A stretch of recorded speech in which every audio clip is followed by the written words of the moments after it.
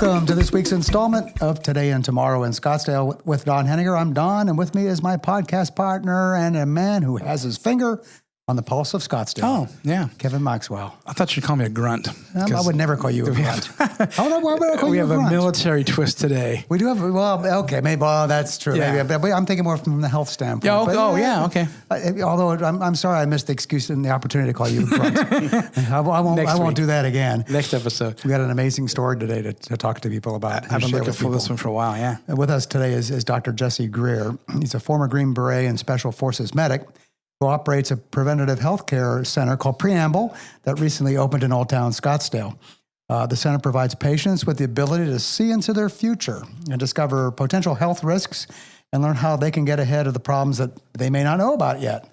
Basically, the idea is to treat patients before they get sick. Dr. Jesse, so good to have you here today. First, thank you for your service. We're going to talk a little bit about what you've done to serve your country, but thanks so much for that, and thanks for being here today. Yeah, of course. Thank you, gentlemen, for having me. Kevin, the story of how he got here is really amazing. His career has taken him from the Walter Reed National Military Medical Center to the battlefield in Afghanistan as a combat medic, and now back to his hometown in Scottsdale. Can't wait to talk about your career, Jesse, and the center. But before we get to that, let's talk a little bit about your background. And so you grew up in Scottsdale and attended Soror High School. Why don't you take us from your journey from there on out? What was it like after you graduated from high school, and how did you get to where you are today? Yeah, for sure. After high school, I stayed still kind of local, went to U of A, did my time there. Yeah. That's after a couple of years of trying to play college football at the junior college level. Oh, you did? know? Good, Yeah, good, cool, trying to chase the dream a year or two after that. Then you realize, no, this isn't, we got to start thinking about what else we could do. What position were you playing? I was playing linebacker, Oh, okay, Did Did you go to SEC or? I played at a place called Arizona Western College. Oh, okay. It's in Yuma. Yeah, it is in Yuma. Right, So lived out in Yuma. I mean, that's an interesting place. They don't have a football team anymore, but they used to get this real top talent from the South, and they had these dorms, and they could bring them in basically free of cost. And all these guys somehow, they got kicked out of an SEC school for some stupid violation. They got to lay low for a year, so they like to get them over there at Arizona Western. So you got to play with just some amazing athletes that went on and played D1 the next year, and then it was cool. But you did get to see, like, okay, this is we got to start studying, and they're on a different level. It's not going to be a career, is it? No. So I went to U of A and did that, and realized I wanted to go into medical school. Also, that was right around the time 9/11 was happened when I was in there. The Iraq War as well. So then just kind of all the men in my family had always been in the military, and so it just seemed like something that you eventually do, and that was the time to do it. So I was kind of weighing those two options, and then I found out that the military had a medical school. So I was like, yeah, that's a pretty easy decision, Right. And so was able to get in there. That's out in Washington D.C. Well, it's out in Bethesda, Maryland, but That's that right. Washington D.C. Sure. area, yeah, Right. right there at the National Naval Medical Center. Mm-hmm. So got to go out there for 4 years, which was great, and then just stayed nearby for my residency at Walter Reed, which was in Washington D.C. at the time. And that was great. I mean, you want to learn about medicine, you want to learn about all the stuff that you're curious about, and you go to the flagship hospital of the U.S. Army at the height of a war, and you get to see the whole spectrum of what happens. Yeah. Wow. A lot of retayees there too. Get a chance to be people's doctors. I was Bob Dole's doctor for a year. No kidding. As a 28-year-old kid, it's a pretty cool thing. Amazing. Yeah. And then from there, I finished my training at Walter Reed, and it was time to go out to the Army. I kind of wanted to see what it was all about. So got lucky enough to get a job working for the Special Operations Command on a small trauma team, about 8 people. We had like a trauma nurse, 3 combat medics, X-ray tech, and things like that. We'd get attached to these special forces teams, and our job was to provide life-sustaining support pretty far forward. Wow. And bring folks back to surgical centers. Yeah. That was more my speed. I like doing that.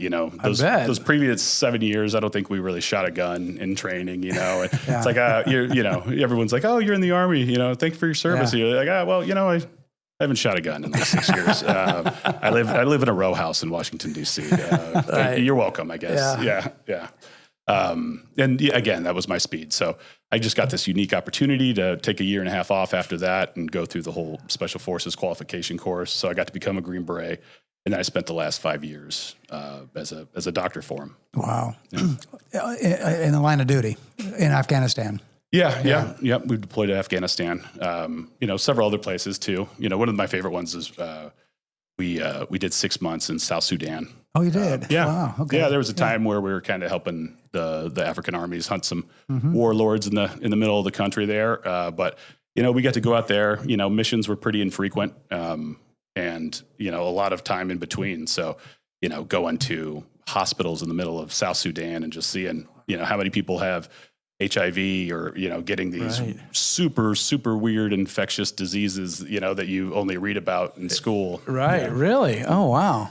Yeah, how do you describe the experiences? This just kind of blows me away. Just thinking about what you must have gone through for those years when you were serving as a combat medic. Unreal. Yeah. No, I mean, you're right. But I mean, I was somebody who was kind of interested in that. I realized, growing up around here, I mean, it's a great town, but you do have limited scope on kind of how the world works. And, and so, when you're coming online as you're becoming an adult and you get to see the whole spectrum of the way the world works,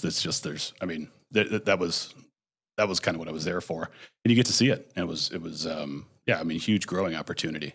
But yeah. So you said you were in Africa looking at some hospitals there. Was that when Ebola was going on? Because Ebola was after that a little bit, right? Yeah. So funny enough, the place that we were at was this town called Nzara, South Sudan. And its only claim to fame is that it was the first place where there was a documented case of Ebola. Is that really? Yeah.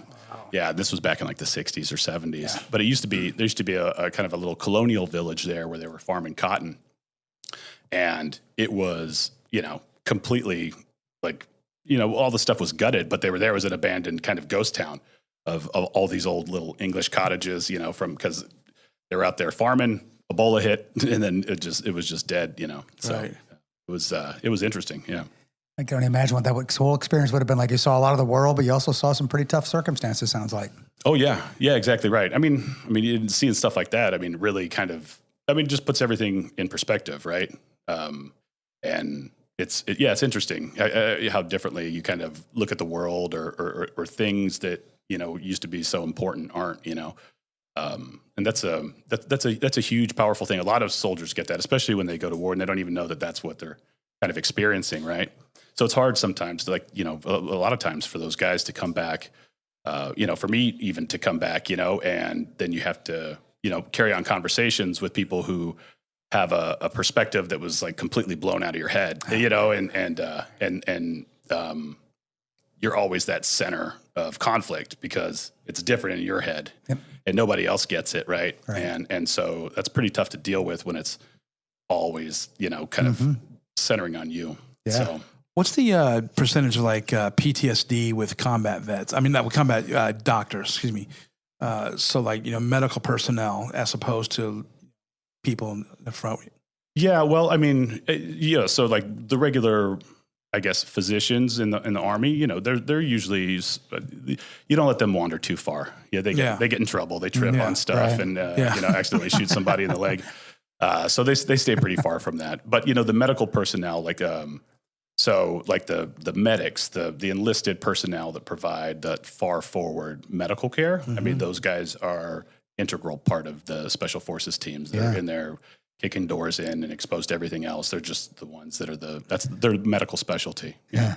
Wow. You're on the front lines of everything when you're doing that, right? You're right. Oh yeah. Those guys are. Yeah. Of course. It's just they're all players on a 12-man team, and they each have different specialties to allow them to function autonomously in remote areas for a long amount of time. Right. That was our charter. That's the Green Berets were formed by JFK, and with that idea to being a full force multiplier, where you can take 12 guys, put them in a jungle somewhere next to some sympathetic. Some group that the U.S. is sympathetic with, that may be at odds with their government, but being able to set yourself up, establish a base, implement a training program, and build an army, basically, that, with 12 guys. That was kind of the original plan for it. And that's still what we train for and things like that. But during engagements like Afghanistan and Iraq, you get these teams get directed to be more kind of direct combat, like the door kicking stuff that you see. It's like a self-sustaining unit that goes out and just, on its own with full equipped to back you up with everything you need, including the medical personnel that need to treat the people when they're wounded or whatever. Wow. So it seems to me that you would have been maybe more naturally inclined to become an ER doctor when you go through something like that, or what was the pivot when you got out of the Army to come back and get into practice? Pick up your career story from there. Yeah, for sure.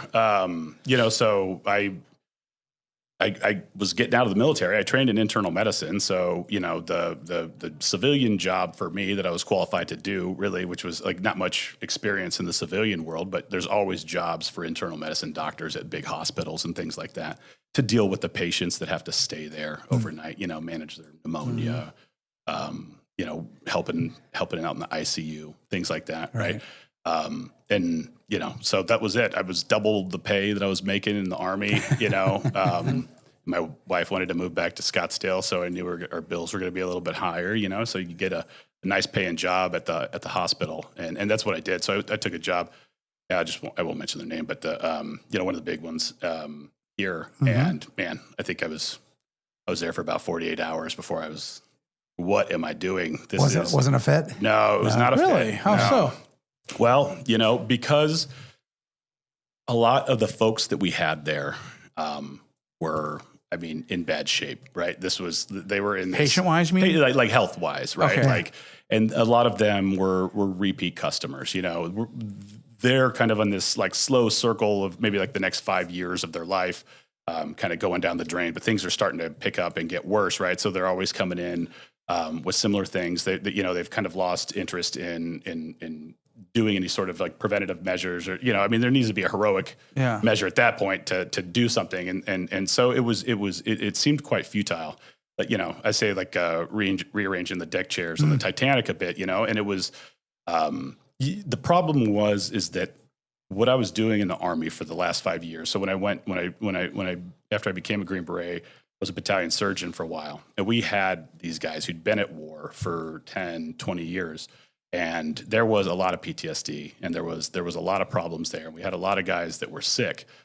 And, this is really when I started kind of getting into the whole, holistic picture of somebody's health and just looking at all these different levers that we might be able to pull in these guys to get some improvement, and that's what we did. We started like doing these comprehensive blood panels on people, and we saw that a lot of these guys, especially the ones who were exposed to the traumatic brain injuries, the explosions, they had a lot of problems with their hormones. So it disrupts this axis in your brain, and they're these guys who were benching 400 pounds, big barrel-chested freedom fighters, and they're kind of shells of themselves.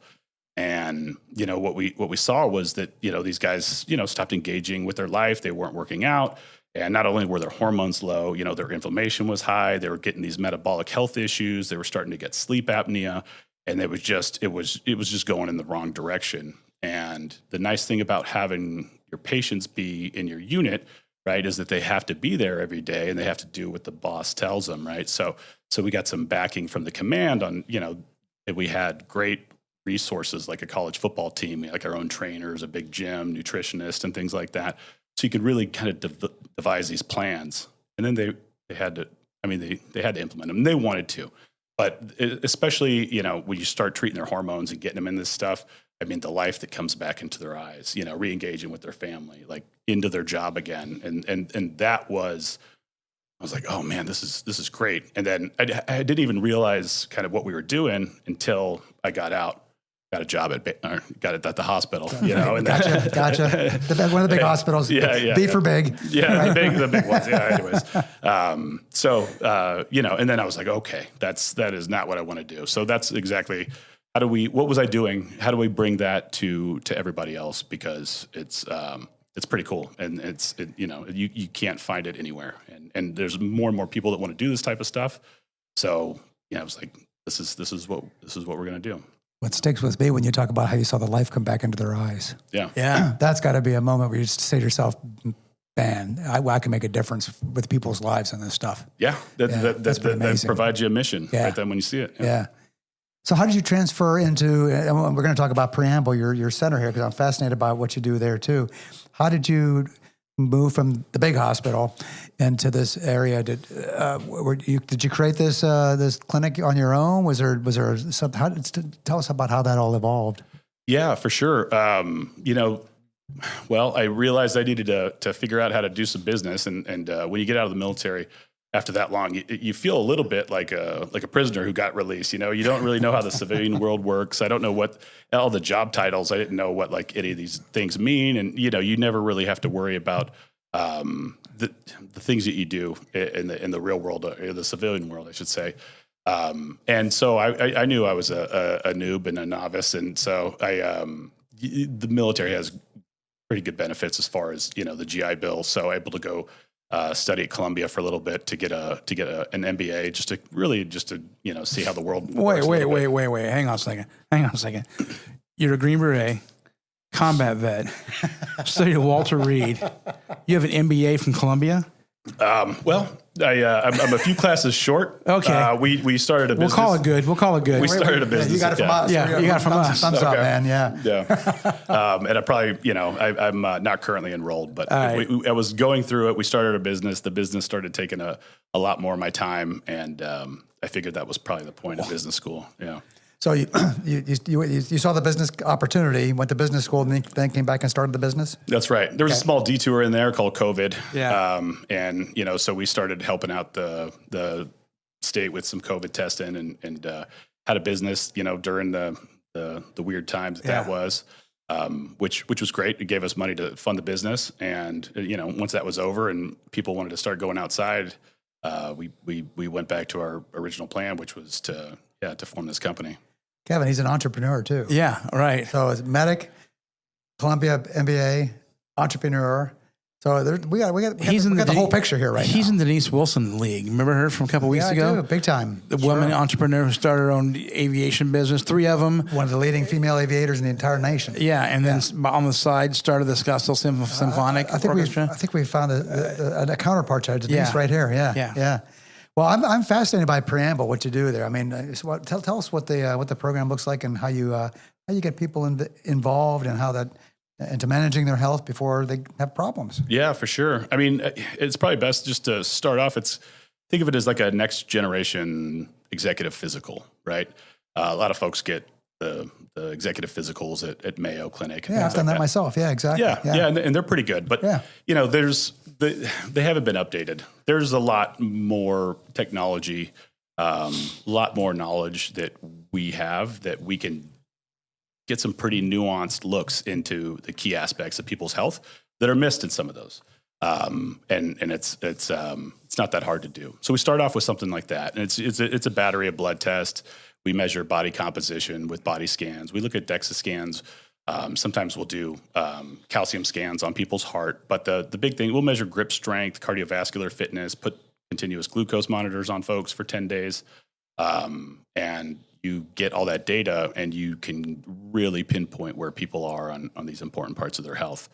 This is the first part. This is that, and then we have a membership after that. So, we have a base level where, we kind of, we continually assess people, over the years and meet with them. Our medical professionals provide strategy building sessions and one-on-one coaching to help people get to their goals. And that's the membership aspect of it.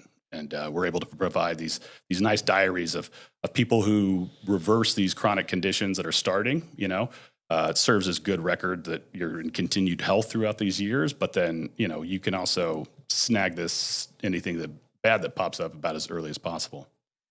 Makes sense to do that. That preventive health care has got to be hopefully more on people's minds now than ever before, because that's the way to go, right?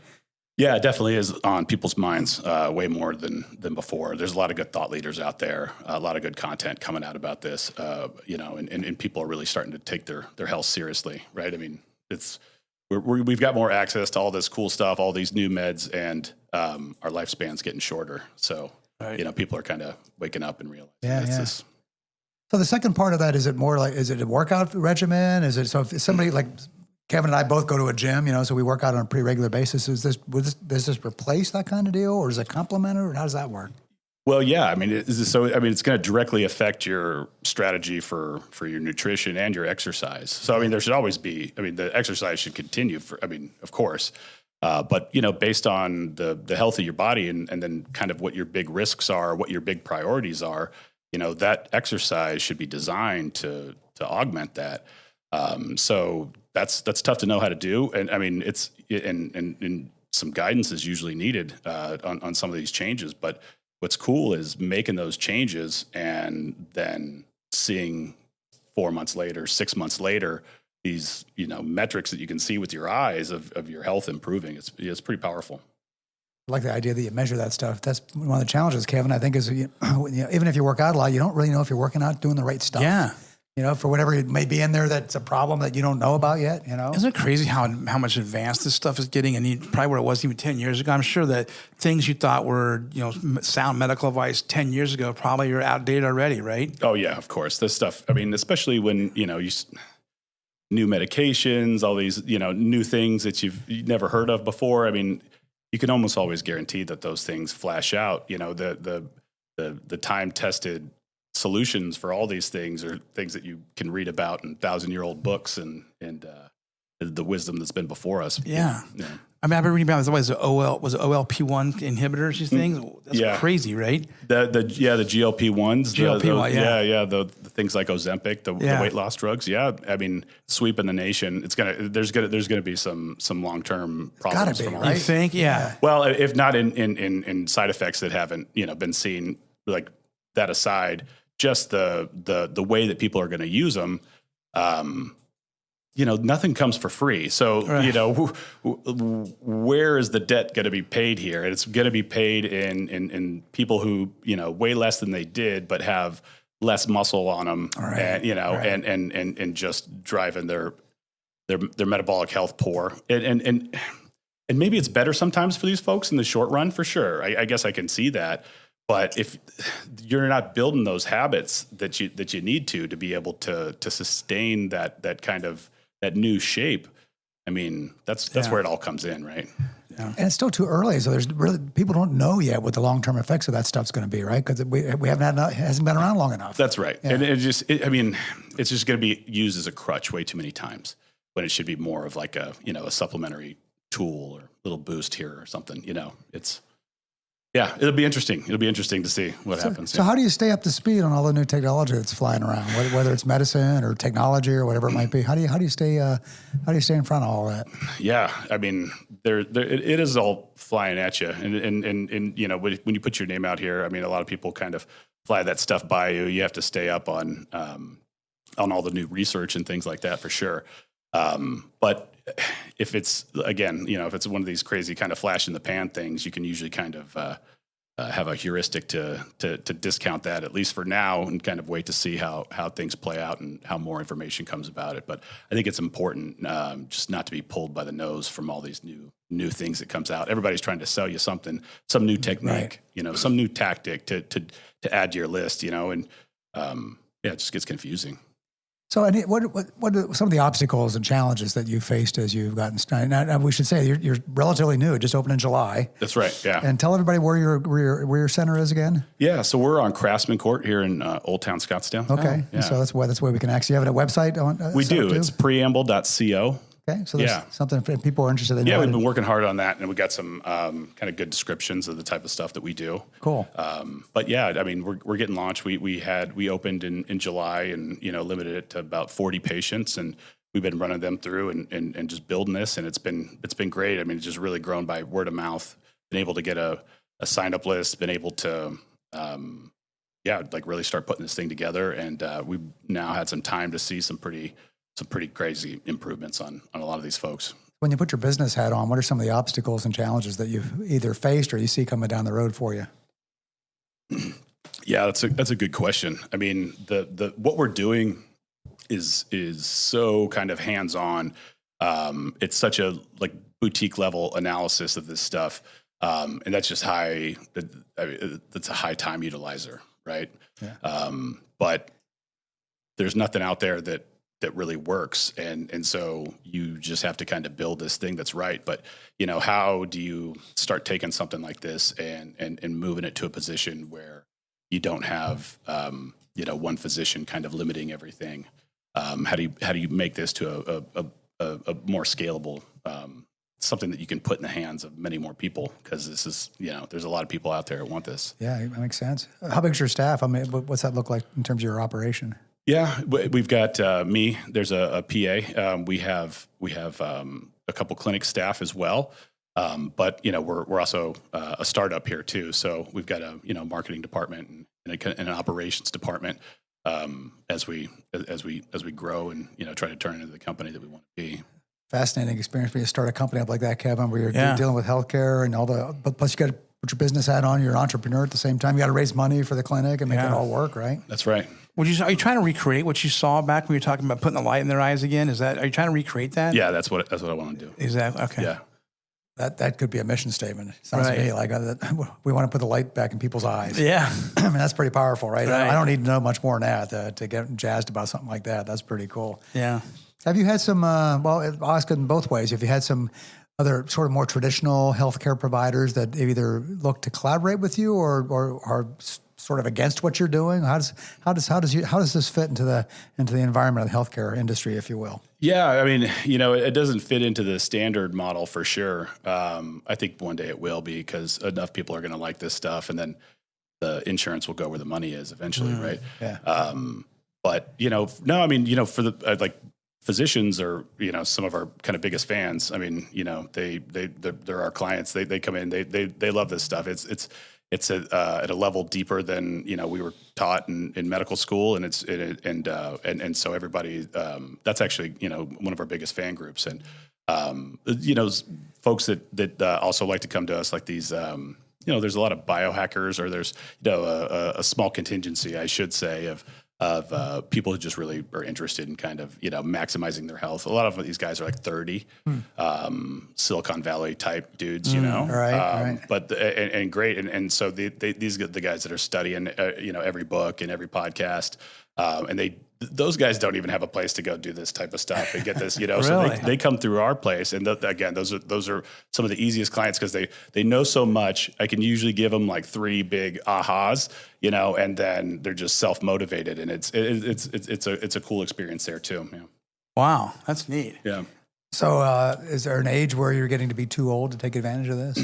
I ask for personal reasons. Yeah, no, I don't think so. I mean, we'll say, putting our business hat on, we say kind of the aging aware, 35 to 65-year-old folks. But no, we've got patients older than that, and ones we're like super proud of, where you're just like, oh, okay, this is our oldest patient, and just having huge gains and improvements, and it's not too late. We do try to, keep the pre-existing conditions a little bit limited right now because, those require specialty treatment, and, we're pretty boutique and hands-on as it is. So, at some point, this is the range in which this type of medicine is going to work is going to, extend out to everybody. I think what he's telling me, Kevin, is if I don't do it the next couple of years, then forget about it, pal. Yeah.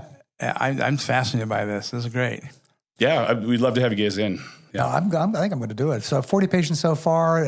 So all 40 have come in pretty good health. Is that the way it's worked for you? Or some are not so good? How does it? Yeah, varying. Again, from the biohackers, these guys are in great health. Professional athletes in great health. Yeah. To the everyday American. We get probably my age range. 40-year-old guys that maybe used to do sports, you put your career on hold, or put your exercise on hold, for your life, your family, and then start maybe looking like dad a little bit in the mirror, So a lot of those guys, but even into the 60s and 70s.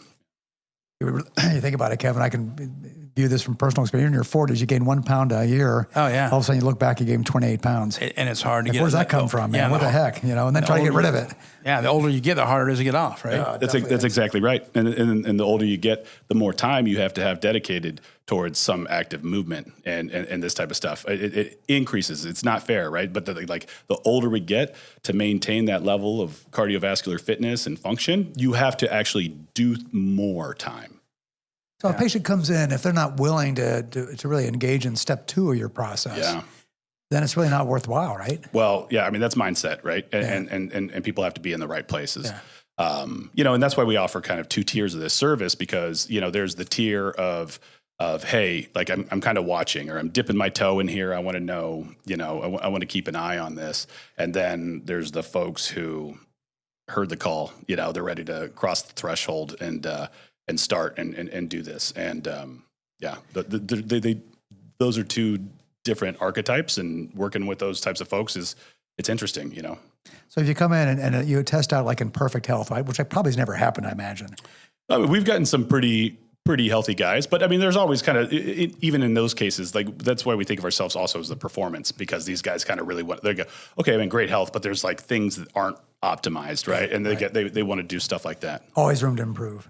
Yeah. I mean, or just interesting. But yeah, I mean, if somebody's in great health, I mean, you get a congratulations, like you're in good health, stay away from all this other hokum nonsense, like keep this going, there's no reason to throw people like that on medications, and a lot of people are hesitant about starting medications, for the rest of their lives.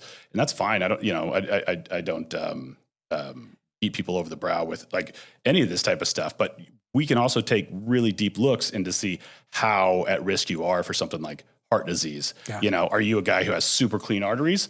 And then you can say, I don't need this medicine. I'd be inclined to agree with you, but if they don't look like that, and we know that we got to pull all these kind of levers that we need to reduce this risk, then it my opinion changes. Kevin, this is another great example of us finding people in Scottsdale that are doing amazing things in our community. Yeah. He's had a long journey, right? From the combat fields and kicking doors in to optimizing athletic health. Grew up in Scottsdale, went overseas, served our country in amazing ways, and now he's back in Scottsdale. By choice. By choice, we love it. exactly right. Yeah. And you met your wife. She went to Soror also, right? Yep, yeah, okay. That's right. That's pretty cool. You got a couple kids? We got 3 kids. 3 kids away, and you're here ready to grow and make Scottsdale the best place it can be. Yeah. That's right. That's what it's all about, man, isn't it? Good deal. Yeah.